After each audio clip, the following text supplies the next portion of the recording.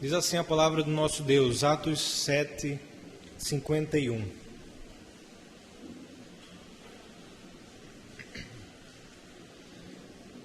Está também no nosso telão para você acompanhar a leitura. Diz assim: homens de dura cerviz e incircuncisos de coração e de ouvido, vós sempre resistis ao Espírito Santo, assim vós sois como vossos pais. A qual dos profetas não perseguiram vossos pais?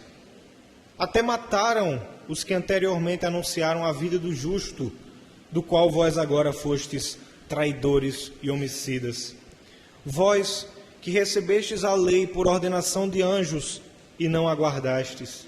E ouvindo eles isto, enfureciam-se em seus corações e rangiam os dentes contra ele. Mas ele, estando cheio do Espírito Santo, fixando os olhos no céu, viu a glória de Deus e Jesus, que estava à direita de Deus, e disse: eis que vejo os céus abertos e o Filho do homem que está em pé, à mão direita de Deus. Mas eles gritaram com grande voz, taparam os seus ouvidos e arremeteram unânimes contra ele. E expulsando-o da cidade, o apedrejavam. E as testemunhas despuseram as suas capas aos pés de um jovem chamado Saulo. E apedrejaram a Estevão, que em invocação dizia: Senhor Jesus, recebe o meu espírito. E pondo-se de joelhos, clamou com grande voz: Senhor, não lhes impute este pecado. E tendo dito isto, adormeceu. Atos 8:1 diz: e também Saulo consentiu na morte dele. E fez-se naquele dia uma grande perseguição contra a igreja que estava em Jerusalém. E todos foram dispersos pelas terras da Judeia e de Samaria, exceto os apóstolos. E os homens piedosos foram enterrar Estevão e fizeram sobre ele grande pranto. E Saulo assolava a igreja, entrando pelas casas e arrastando homens e mulheres, os encerrava na prisão. Mas os que andavam dispersos iam por toda parte anunciando a palavra. Oremos mais uma vez, irmãos. Pai bendito, santo, glorioso, nós, nesse momento, Senhor, queremos rogar a Tua bênção sobre a leitura e sobre a exposição da palavra. Ó Deus, a Tua revelação, ela é verdade, ela é autoridade. Ela deve ser tratada, ó Deus, com zelo, com respeito. Por isso, ó Deus, eu te peço, dá-nos a tranquilidade, a quietude para ouvir a Tua voz através da exposição das Tuas palavras aqui reveladas nas Tuas Escrituras. Ó Deus, nós te pedimos que essa palavra venha a tocar no nosso coração e redundar em glória para o Teu nome e edificação para a Tua igreja. Que possamos, ó Deus, aplicá-la e pô-la em prática na nossa vida cotidiana. E, ó Deus, abençoa também todas as nossas casas e famílias que aqui estão representadas e aqueles irmãos nossos que sofrem perseguição. Que o Teu nome apenas seja glorificado, que eu possa diminuir, que Tu cresças e que o Teu nome, o nome do Teu Filho Jesus seja engrandecido no nosso meio. Amém. Irmãos, a perseguição à igreja cristã, como nós vimos hoje pela manhã, não é algo recente, não é algo novo. Acompanha a igreja desde o seu nascedouro. Quando Jesus Cristo foi assunto aos céus e deixou a missão aos seus discípulos, aos apóstolos, sobreveio grande perseguição contra a igreja. Primeiramente a partir da própria religião judaica, quando Pedro, João, os apóstolos eram duramente interrogados, lançados em prisões e perseguidos. Depois da era dos apóstolos, sucedeu também uma grande, sangrenta e amarga perseguição no Império Romano. Imperadores colocavam a culpa de tudo que acontecia nos cristãos e os lançavam também nas prisões, nas fogueiras, lançavam para ser mortos, assistidos para iluminar a cidade como postes. Depois disso veio vieram diversos períodos também de perseguição pelos bárbaros. Na Idade Média nós tivemos a Reforma Protestante, depois disso veio a Contra-Reforma com mais perseguição, com mais sofrimento, com mais luta. Depois veio perseguição aos puritanos, perseguições aos anabatistas, perseguições aos huguenotes, perseguições a tantas pessoas que se identificavam com Cristo. Perseguições sangrentas, amargas, ferozes.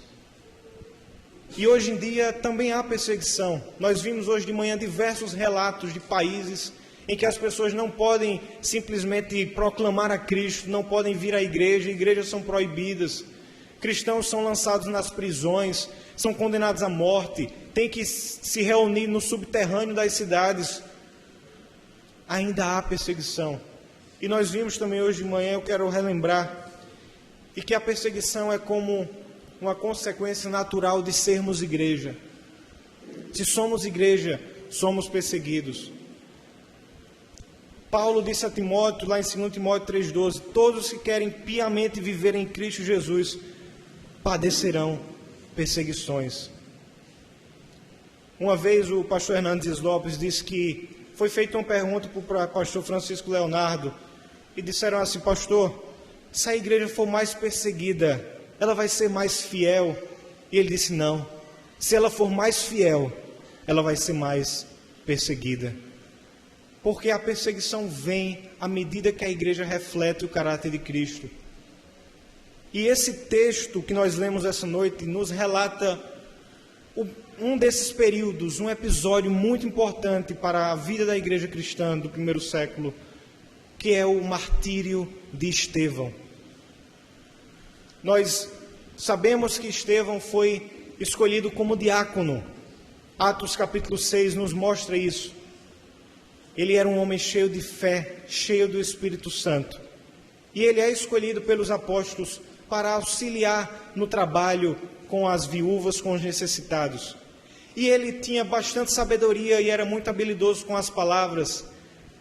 Então os judeus começaram a discutir com Estevão, isso está lá também no Atos 6, e diz que eles não conseguiam resistir às palavras e à sabedoria de Estevão, e o que fizeram? Subornaram homens para dizer que ele blasfemava contra Moisés, contra a lei e contra o templo. E o resultado?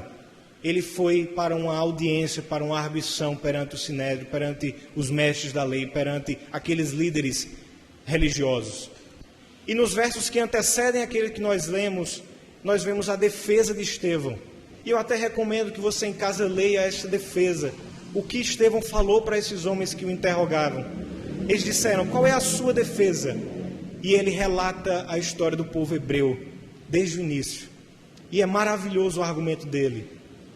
Depois que ele proferiu as palavras, veio a sua morte, a perseguição, o apedrejamento. No início, no nascedouro da história cristã, nós vemos esse episódio de Estevão, o primeiro diácono e o primeiro mártir. E esse texto nos mostra algumas lições muito importantes que nós, como igreja do século 21, devemos ter em mente quando nós pensamos na perseguição, quando nós pensamos no sofrimento, no que a igreja perseguida passa. E que lições são essas que esse texto nos mostra sobre essa realidade? A primeira lição que esse texto nos dá é que a oposição ao Evangelho e a Cristo é a causa da perseguição. Por que há perseguição ainda hoje contra os cristãos? Porque o mundo está distante de Deus. O mundo permanece, jaz no maligno. Estevão disse o seguinte para aqueles religiosos: homens de dura cerviz e incircuncisos de coração e ouvido, vós sempre resistis ao Espírito Santo. Sabe por que há perseguição? Sempre houve perseguição contra a igreja do Senhor Jesus. Porque os homens não regenerados, o mundo, odeia a Cristo. Porque o mundo é contrário ao Evangelho. Porque o mundo está distante do Senhor. O mundo persegue os cristãos porque vem Cristo no cristão, porque a justiça de Cristo está no cristão. E o mundo é totalmente hostil à palavra de Deus, é totalmente hostil ao Evangelho. O pastor Paul Washer, ele diz algo interessante: pregue o Evangelho. E quando você pregar, vão se levantar dois grupos. Um grupo que vai se converter e outro que vai jogar pedras, outro que vai ser hostil ao que você falou. O mundo persegue os cristãos porque Cristo está com os cristãos. E o mundo é contra Cristo. O pecado, Satanás é contra a igreja de Cristo. E sabe o que é interessante também? Quando o mundo persegue os cristãos, ele também está perseguindo a Cristo. Não foi isso que a palavra nos diz que aconteceu com Saulo quando se converte? Jesus Cristo fala para Saulo: Saulo, por que me persegues?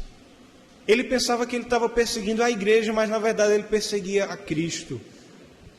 E é por isso que isso é uma coisa duríssima de nós pensarmos. Aqueles que perseguem os cristãos, na verdade perseguem o próprio Cristo. Então a causa da perseguição é a oposição que o mundo tem contra Cristo e o seu Evangelho. Os homens são de dura cerviz, são incircuncisos, resistem à palavra, por isso eles se opõem a tudo aquilo que vem de Deus. Mas o próprio Jesus Cristo disse isso. João 15:18 diz: se o mundo vos odeia, sabei que primeiro do que a vós, o mundo odiou a mim. Jesus Cristo já havia predito essa perseguição, porque o mundo odiou a Cristo, ele odeia os cristãos. O mundo odeia o Evangelho, porque o Evangelho é que afirma que só há um caminho para a salvação. As pessoas perseguem os cristãos porque os cristãos, através do poder do Espírito Santo, da revelação da sua palavra, dizem: não há imperador que seja caminho para a salvação, não há rei, não há presidente, não há nenhuma autoridade que seja digna de nossa adoração. Só há um caminho. O Evangelho é a causa da perseguição. Por quê? Porque o Evangelho humilha todos os homens, porque o Evangelho diz que todas as suas obras para se chegar à salvação eterna são falhas, não são suficientes, e os homens, portanto, são humilhados quando ouvem o Evangelho. Era isso que Estevão estava dizendo: vocês estão tão preocupados com essa sua religiosidade, fariseus, judeus, e vocês são pessoas que resistem ao Espírito Santo, vocês mataram o justo. Vocês são homens de dura cerviz, vocês mataram os profetas, vocês sempre foram assim. O Evangelho é a causa da perseguição, porque condena todas as obras humanas e aponta só para um Senhor, que é Jesus Cristo. Foi isso que aconteceu na pregação de Estevão. Por isso que a palavra diz que eles rangeram os dentes de fúria quando ele apontou os erros daquele povo. Esse é primeiro ponto que eu destaco. A causa da perseguição é o próprio Evangelho, é o próprio Cristo. E o mundo persegue os cristãos porque vem a justiça de Cristo nos cristãos. A segunda lição que esse texto nos mostra é que a glória de Deus é mais importante do que a própria vida. Eu fico pensando na realidade aqui desse texto. Diante daquela arguição dos judeus, dos religiosos, Estevão tinha a chance de capitular, de desistir, de negar, de voltar atrás, de dizer: vocês estão certos, eu estou errado. Mas ele não fez isso, sabe por quê? Porque os momentos de perseguição são os momentos de mostrar lealdade ao Senhor, de mostrar lealdade ao nosso Deus, de mostrar sinceridade do coração. E ele percebeu que naquela pregação, mesmo que viesse a custar a vida dele, ele sabia que a pregação, a glória de Cristo, era mais importante do que a própria vida dele.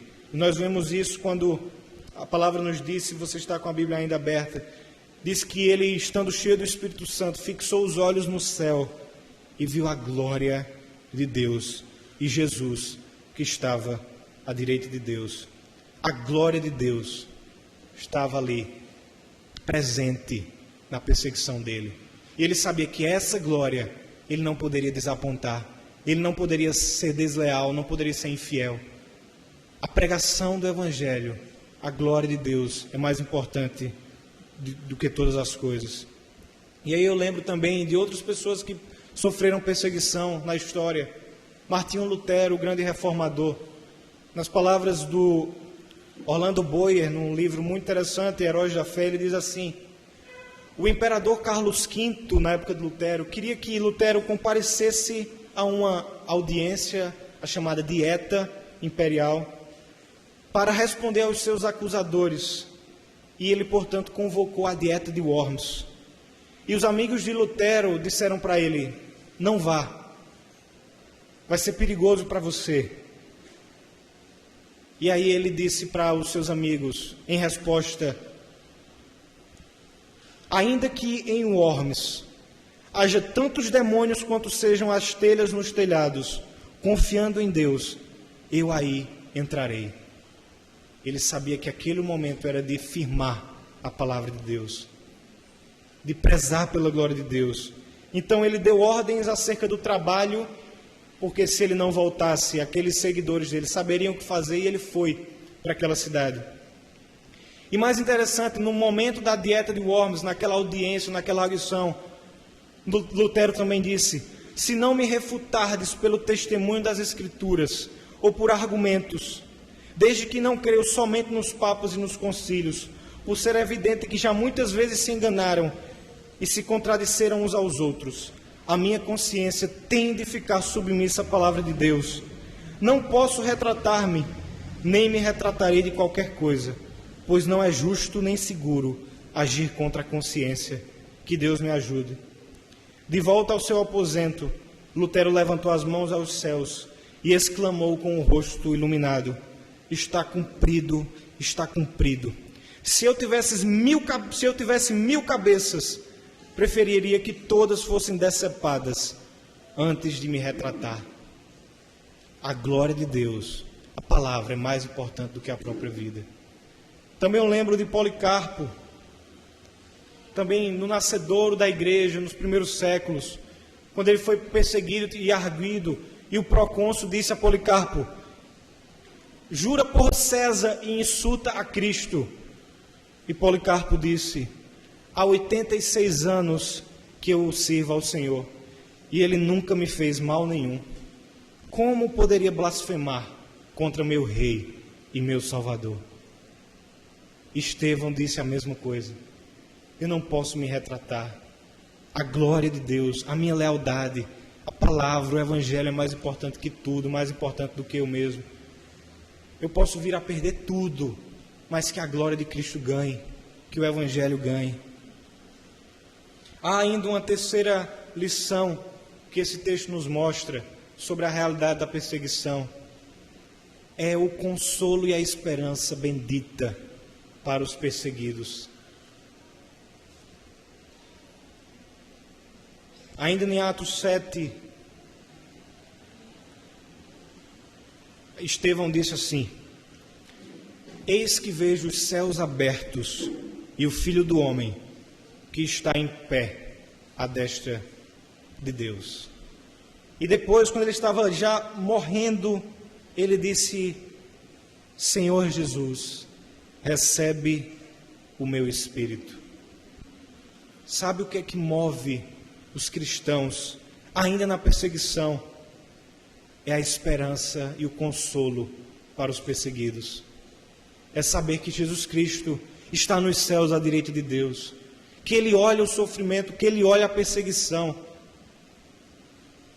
Eu fico imaginando aquela cena de Estevão olhando para os céus e vendo Jesus Cristo e recebendo um consolo inexplicável diante de tanto sofrimento.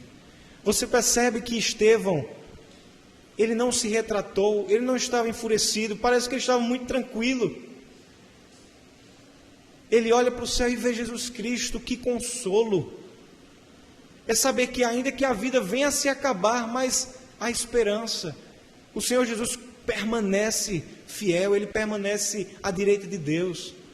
O próprio Jesus Cristo, Mateus 5:10, que nós lemos essa noite, diz: bem-aventurados os perseguidos por causa da justiça, porque deles é o reino dos céus. O reino dos céus é para os cristãos que sofrem, que são perseguidos. Todo cristão que quer viver piedosamente em Cristo será perseguido, mas para esses cristãos há um consolo, há uma esperança. Irmãos, além do que todos esses homens pudessem fazer com Estevão, ele via além do sofrimento, ele via além do apedrejamento, ele via além da morte, ele via que à sua espera estavam as boas-vindas do seu Senhor. Ele via a perseguição como uma porta de entrada para os céus, para o gozo celestial. Ele olhava mais para Jesus do que para os homens. Ele se contentava mais na esperança do que na dor.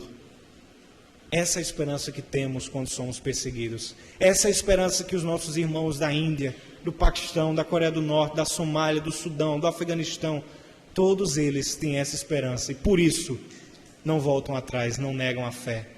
Permanecem confiantes no Senhor. Por isso que Estevão, ele caiu, adormeceu, como a palavra diz. Tombou no chão como um mártir, mas foi aos céus e foi recebido como um príncipe pelo próprio Senhor Jesus Cristo. Há ainda uma outra lição que nós vemos aqui, que é a reação à perseguição. Olha como esse homem reagiu diante da perseguição que ele sofreu. Volte aí os seus olhos à Bíblia, e no versículo 60 diz: e pondo-se de joelhos, clamou com grande voz. Ele não disse: Senhor, retribua conforme isso que eles fizeram. Condena-os todos. Ele disse: Senhor, Senhor, não lhes imputes este pecado. As últimas palavras de Estevão não foram amaldiçoando quem fez isso. Foi pedindo perdão para aqueles que o perseguiram. Ele cumpriu aquilo que Jesus Cristo disse: amai os vossos inimigos, fazei bem aos que vos odeiam, bendizei os que vos maldizem e orai pelos que vos caluniam. Lucas 6, 27 e 28. Nós vemos aqui Estevão seguindo o exemplo de Cristo. Assim como Jesus orou pelo perdão dos que o executavam, isso está lá em Lucas 23, 34. Estevão também fez a mesma coisa, pediu perdão. As suas palavras finais foram uma oração de perdão para os seus executores. Ele não revidou, ele não ficou ressentido, ele não amaldiçoou. Ele teve a paciência dos justos, ele teve a misericórdia que o próprio Senhor Jesus demonstrou. E ele pediu: Senhor, perdoa essas pessoas. Eles não sabem o que fazem. Eles estão controlados por Satanás. Eles fazem isso pensando que estão fazendo algo bom, mas na verdade eles estão perseguindo ao Senhor. Mas eu quero que o Senhor perdoe essas pessoas. Uma vez eu estava conversando com um irmão nosso do Paquistão que havia sido perseguido. E ele disse: eu não odeio as pessoas que me perseguiram. Eu quero que Deus as ajude a tirá-las do erro. Eu oro por aqueles que me perseguem. Eu quero fazer aquilo que Jesus me ensinou. Então nós vemos aqui, irmãos, que reação bendita à perseguição. Quantas vezes nós somos pressionados, não é, a revidar, a ficar com raiva, a amaldiçoar aqueles que fazem poucas coisas conosco. E olha o exemplo de Estevão: morreu injustamente, amargamente, e ele pediu perdão para aqueles que o executaram. E há ainda uma quinta lição que eu aprendo aqui nessa noite, através da leitura dessa palavra, que é o seguinte: Deus cumpre os seus propósitos para o seu reino, mesmo através da perseguição.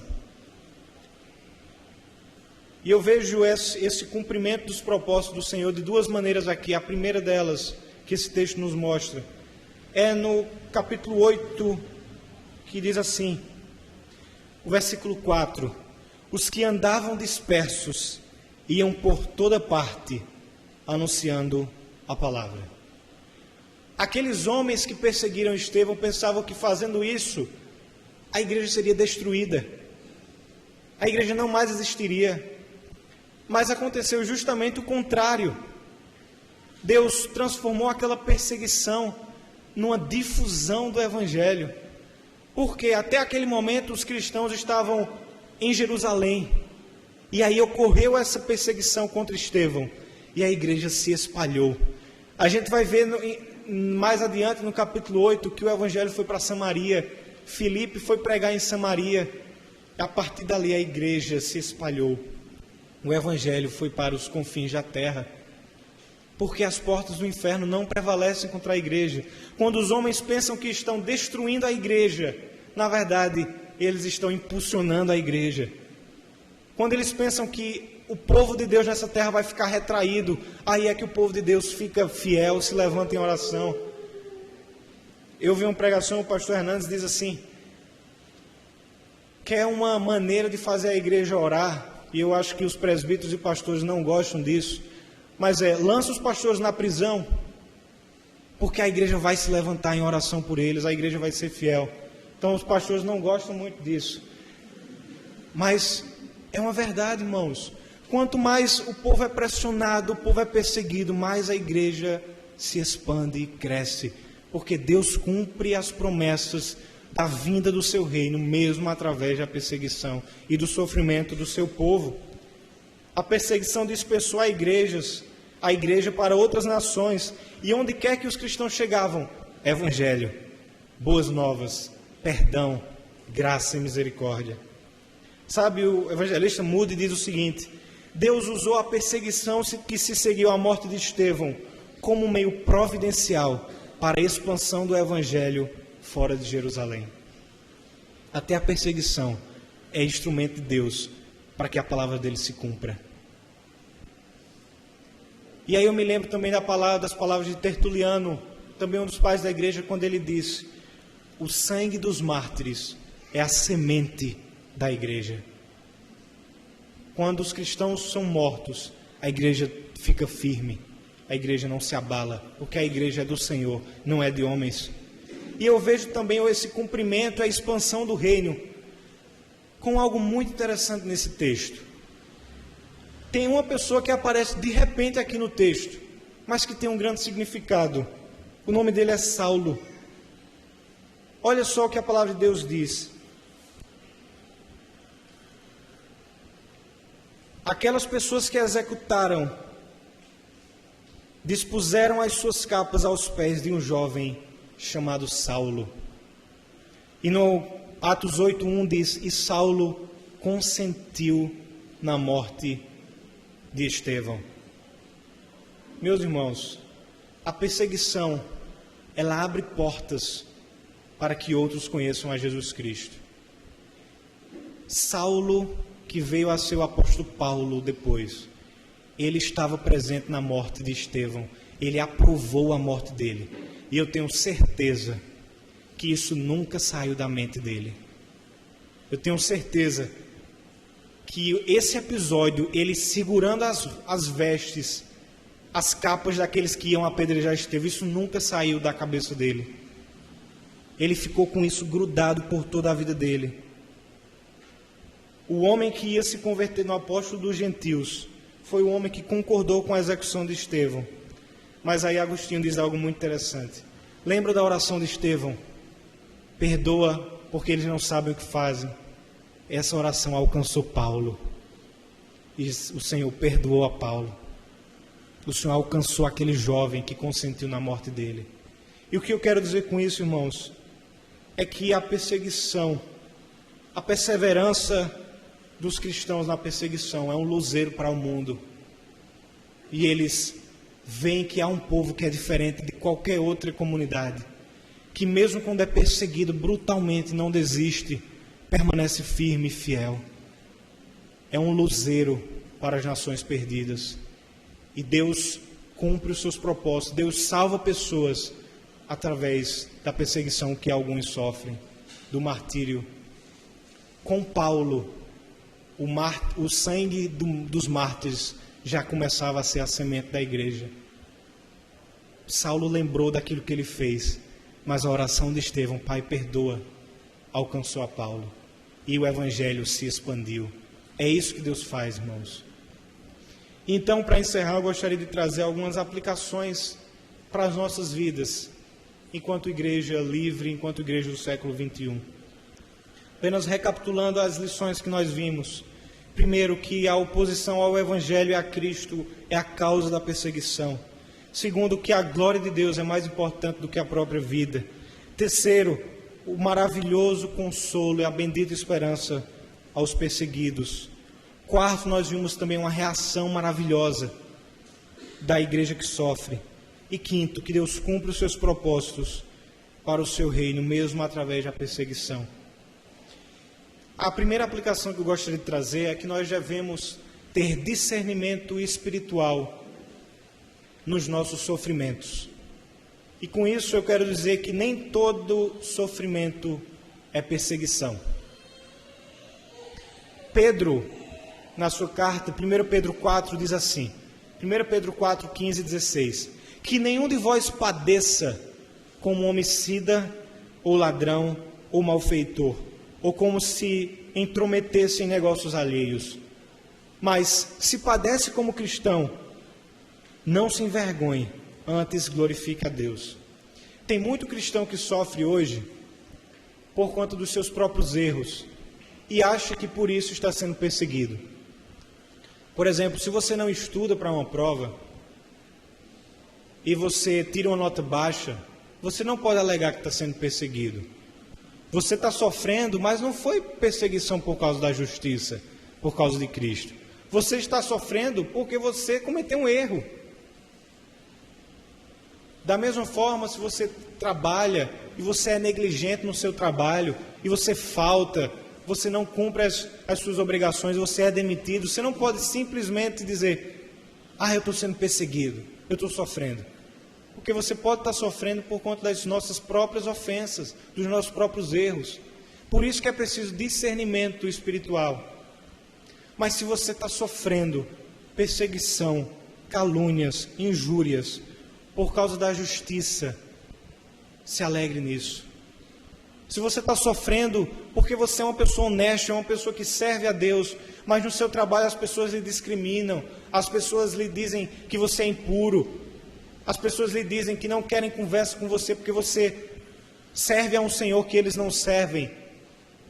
Se alegre, você é bem-aventurado, porque a palavra de Deus se aplica a você, porque Jesus Cristo diz, bem-aventurados os que são perseguidos por causa da justiça, porque deles é o reino dos céus. Se você está sofrendo, tenha discernimento. Se o seu sofrimento for realmente por causa da justiça, aí vem a segunda aplicação. Alegre-se e confie no Senhor. O próprio Jesus Cristo, lá em Mateus 5, ele diz, bem-aventurados sois vós, quando vos injuriarem e perseguirem, e mentindo disserem todo mal contra vós por minha causa. Exultai e alegrai-vos. Olha só, que reação que você deve ter quando é perseguido por causa da justiça. Exultação e alegria. Exultação é como pular de alegria. Porque Jesus Cristo continua, porque é grande o vosso galardão nos céus, porque assim perseguiram os profetas que foram antes de vós. Sabe por que você tem que se alegrar se sofre perseguição? Porque Jesus Cristo diz, porque você é meu. Bem-aventurado. As bem-aventuranças significam o caráter do crente. Aquele que é crente genuíno sofre perseguição, mas você deve se alegrar, porque isso é uma prova de que você é cristão. Jesus Cristo certa vez disse, ai de vós, quando todos os homens te louvarem a você. Se todo mundo louva o que você faz, Se sua vida está de acordo com os padrões desse mundo, todo mundo elogia o que você faz, tenha cuidado. Mas se você sofre por amor a Cristo, se alegre, exulte, porque grande é o vosso galardão nos céus. E além disso, você vai fazer parte de um time seleto que foi perseguido. Jesus Cristo disse, porque assim também perseguiram os profetas que foram antes de vós. Paulo também diz lá em Filipenses 1:29, ele diz assim, porque a vós foi concedido em relação a Cristo, não somente crer nele, mas também padecer por ele. O que Paulo está dizendo é que padecer por Cristo é uma graça, é um privilégio. Não somente crer, mas sofrer por ele, padecer por Jesus Cristo. Sabe por que os cristãos se alegravam? Porque eles sabiam, eles reconheciam, eu estou sofrendo, eu sou digno, Deus me considerou digno de sofrer como ele sofreu, como os profetas sofreram. E a terceira aplicação para nós encerrarmos, se compadeça dos irmãos que sofrem perseguição nos seus países. O fato da perseguição ser algo latente para o cristão, ser algo presente na vida da igreja, não significa que nós devemos ficar de braços cruzados, de forma alguma. Nós temos um papel a desempenhar com aqueles que sofrem. Como a irmã Bernadette falou, quando Pedro estava preso, a igreja estava em oração. Será que você se compadece daqueles que sofrem? Será que você, quando ouve relatos de irmãos perseguidos, seu coração fica angustiado, triste por aquilo que esses irmãos nossos sofrem? Mas engaje-se, contribua, ore, fortaleça os missionários, chorai com os que choram, se alegrem com os que se alegram. Nós, como igreja, sofremos perseguições também. Você provavelmente já passou por momentos de perseguição, quando caluniaram, quando mentiram sobre você, e isso foi movido pelo fato que você é cristão. Mas se alegre, confie no Senhor, aguarde o galardão celestial, e o Senhor Jesus Cristo está nos céus. Olha para o seu sofrimento, e a glória dele, o poder dele há de fortalecer a sua vida quando você sofrer perseguição. Que o Senhor assim nos ajude, irmãos. Vamos orar mais uma vez. Ó Senhor, louvado e bendito seja o teu nome. Ó Deus, a tua igreja, o teu povo, ó Deus, tem sofrido neste mundo. Tem sofrido porque o teu evangelho é poderoso. Teu evangelho, ó Deus, pode romper as barreiras do coração de homens, ao mesmo tempo em que homens se levantam contra ti, contra a tua igreja. E, ó Deus, nós queremos te pedir, ó Deus, que a nossa reação seja reação pura, seja reação boa.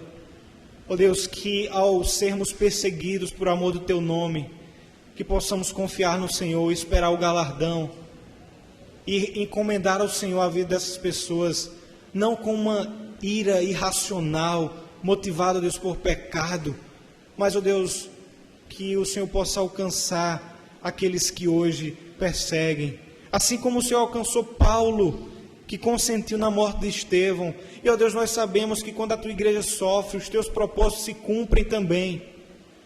Ó Deus, dá-nos lealdade ao Senhor, dá-nos fidelidade.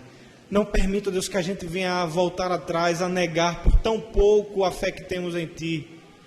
Ó Deus, e se a perseguição brutal nos atingir enquanto Brasil, que possamos estar firmes, como Estevão, olhar para o Senhor e ver que o Senhor contempla o nosso sofrimento e reagir da forma que Te agrade, Senhor. Nos ajuda também a se compadecer dos irmãos que sofrem, que possamos usar todos os meios, ó Deus, legais, constitucionais, que possamos nos engajar nessa luta, que é uma luta também nossa, porque a causa do Senhor é o reino do Senhor.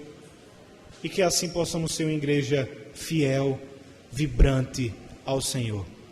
No nome de Cristo que eu te oro. Amém.